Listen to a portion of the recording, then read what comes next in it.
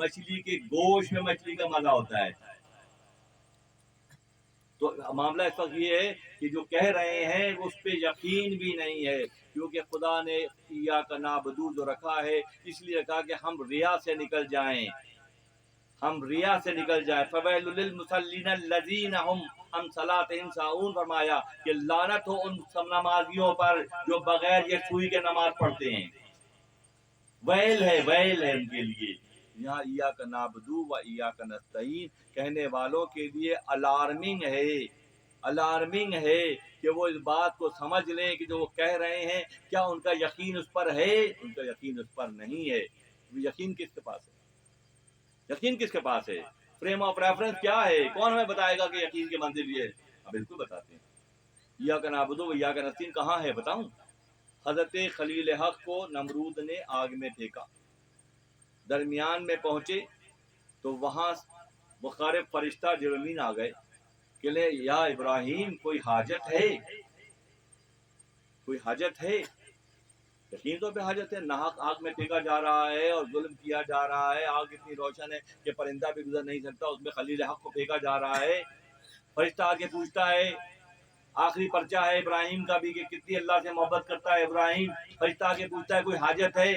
कि इब्राहिम क्या कहते हैं? इब्राहिम को हाँ हाजत तो है, ज़ाहिर मुश्किल में हूँ मगर तुमसे नहीं है। अल्लाह गनी, इंतहा की बात है, हाजत है, नाहक जुल्म हो रहा है मगर किसी और तरफ इब्राहिम नहीं देखते।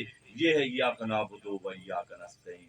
ये वो पैगाम कि हम जो कहते हैं, हम जो जहन जबान से कहते हैं, क्या वाक़अन ऐसा है? क्या वाक़अन ऐसा है? ऐसा नहीं है। फिर कैसे होगा? फिर कैसे होगा? मौलाना इस बात को बिल्कुल क्लोजिंग की तरफ लेकर जाते हैं। ऐसे होगा कि बादशाह ने अपने खजांची को हुक्म दिया कि फला को इतने पैसे दे दो, क्या सी मिसाल देते हैं मौलाना। या किसी साइल को बादशाह ने कहा कि फला साहब से जाके खजांची से ले लो, ठीक है।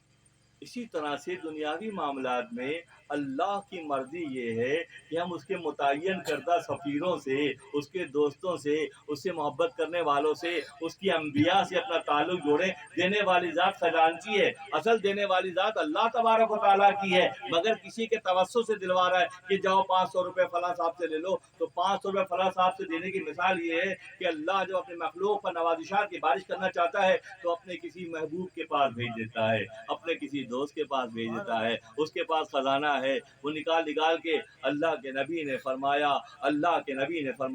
अल्लाह यूती वाना खासिम, अल्लाह देता है और तकसीम मैं करता हूँ। तकसीम करने वाली ज़ात नबी सल्लल्लाहु अलैहि वसल्लम की है, तकसीम करने वाली ज़ात नबी सल्लल्लाहु अलैहि वसल्लम की है। कायनात का जर्रा जर्रा आपके रेफरेंस से हयात हासिल करता है तो अल्लाह देता है और आका अलैहिस्सलाम तकसीम करते हैं।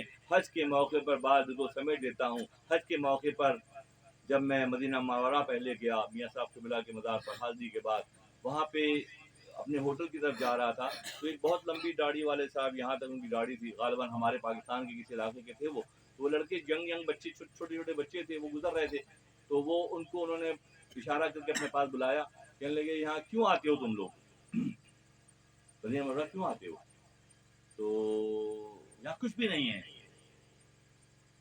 जो माज़अल्लाह माज़बान दराजी करते हैं वो उसकी पेमेंट के लिए भी तैयार रहें। तो यहाँ कुछ नहीं है, खाम तुम लोग आते हो, यहाँ कुछ भी नहीं है, सिर्फ मट्टी है। मैं गुजर रहा था, मेरे कानों में आवाज़ है, मैंने कहा क्या कह रहा है, तो बात कर रहा है, बच्चों के जहन खराब कर रहा है। तो आगे मैं तुमने हदीस मुबारक सुनी है कि अल्लाह यूती वाना खासिम, अल्लाह देता है और मैं तकसीम करता हूँ। तो कोई नहीं सुनी, मैंने कुछ नहीं सुना, सब बेकार है, फला है। तो उसके साथ एक लोकल खड़ा करते हैं, एक अरबी खड़ा करते हैं। तो अरबी ने कहा, अरबी ज़बान में, जो मैंने अरबी में जुमला दोहराया हदीस मुबारक का अल्लाह यूती वाना खासिम, तो वो तो समझा नहीं, वो बंदा था वो समझ गया। उसने अरबी में कहा फी हाँ है ये हदीस है, क्योंकि हदीस का मुनकर था, वो नहीं मान रहा था। तो उस अरबी ने कहा कि फी हाँ ये हदीस है। जब उसने कहा तो मेरा हौसला बढ़ गया। मैंने कहा तेरी दाढ़ी सफ़ेद हो गई, नाफ तक आ गई, मगर तेरे दिल से कदूरत अभी नहीं निकली, सियाह है तेरा दिल।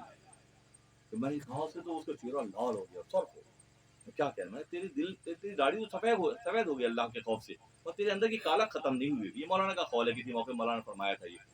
तो मैं वहाँ से आगे बढ़ गया।